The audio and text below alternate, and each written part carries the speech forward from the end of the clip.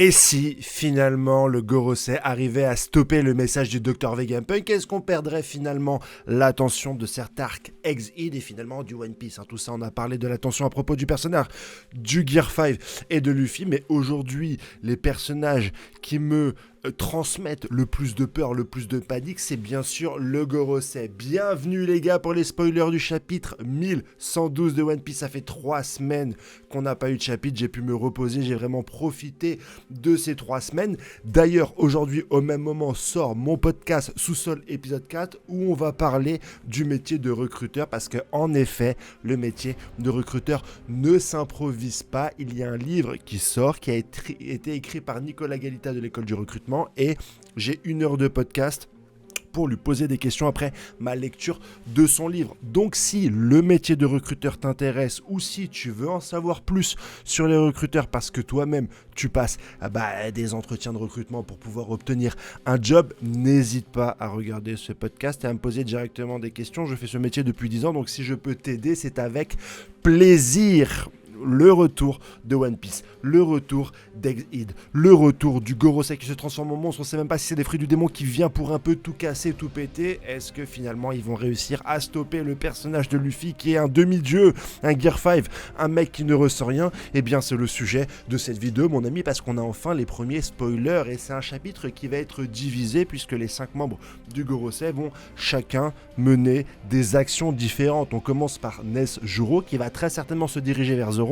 Mais avant cela, il fait face bien sûr à Jawar Libonnet. Sa mission à lui, c'est d'éteindre tous les pacifistas et il y arrive directement dans ce chapitre avec son coup d'épée magistral qui glace un peu les circuits électroniques de ses clones de Kuma. Il arrive à tous les arrêter, ce qui redonne un petit peu la position à la marine, eux qui avaient un petit peu du mal à s'imposer sur Ex-Id, et il tombe fatalement sur Bonnie. J'aime bien cette écriture. Il affronte directement les pacifistas qui ressemblent à Kuma. Il va tomber sur Bonnie et très certainement suite à ça rencontrer Zoro. On sait qu'il y a un petit lien entre Bonnie et Zoro. Luffy de son côté affronte un des membres du Gorosei, je ne sais plus lequel, je crois que c'est le Ver des Sables, et il semble dans ce qui est écrit qu'il est blessé puisqu'il affronte aussi dans le même temps Warcuri, mon peut-être Gorosei préféré. Donc ce serait bien que dans le développement de ce combat, on ait Luffy en difficulté. Ce serait cool, ça serait intéressant pour le personnage de Luffy et tout le pouvoir qu'il représente, sans vouloir prendre parti bien sûr sur l'intention. Dans l'animé, c'est extrêmement bien animé. Donc si on se base sur le manga, c'est vrai qu'il y a des pour et des contre, mais on en parlera cette semaine, ne vous inquiétez pas. Mais sur l'animé, on a quand même quelque chose d'assez sublime. Le Gear 5 est beaucoup plus démoniaque en animé qu'il ne l'est finalement à l'écrit, où l'accent est posé uniquement sur le côté humoristique, alors que dans l'animé, avec les éclairs, avec les yeux rouges, avec l'animation, on sent le côté un peu fou, un peu Joker, qui peut se cacher derrière finalement les sourires du Gear 5. Donc là, il est blessé, j'attends beaucoup. En termes de tension, en termes d'intensité, en termes de combat, en termes d'équilibre, tout simplement, j'attends beaucoup.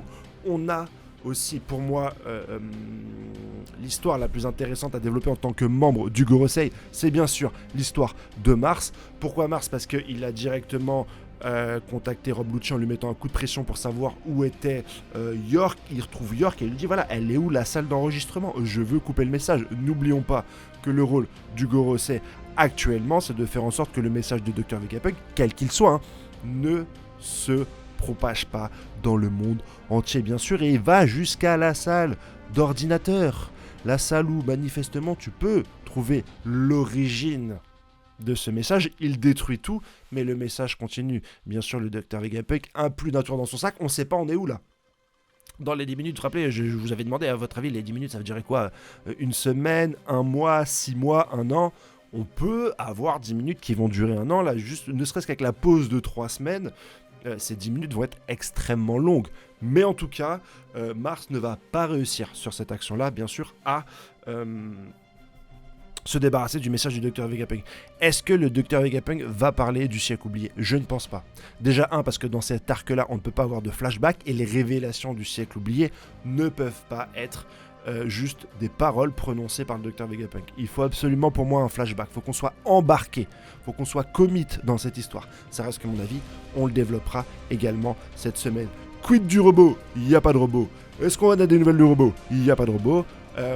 C'est très certainement un personnage qui va venir à la fin pour permettre au Mugiwara de se sauver, mais on n'a pas d'informations sur lui, c'est quand même assez dommage, puisque le cliffhanger de ces 3 fameuses semaines se portait sur ce fameux robot. Voilà pour ce résumé. Si tu aimes ce genre de vidéo, n'hésite pas à liker, à t'abonner, à mettre la petite cloche et un commentaire. Mais ça, je t'invite pas à le faire parce que tu vas le faire toi-même, parce que t'aimes bien m'insulter. Voilà, tout simplement. Passez une excellente semaine, profitez, la vie c'est beau. Allez, ciao, bye bye, bisous.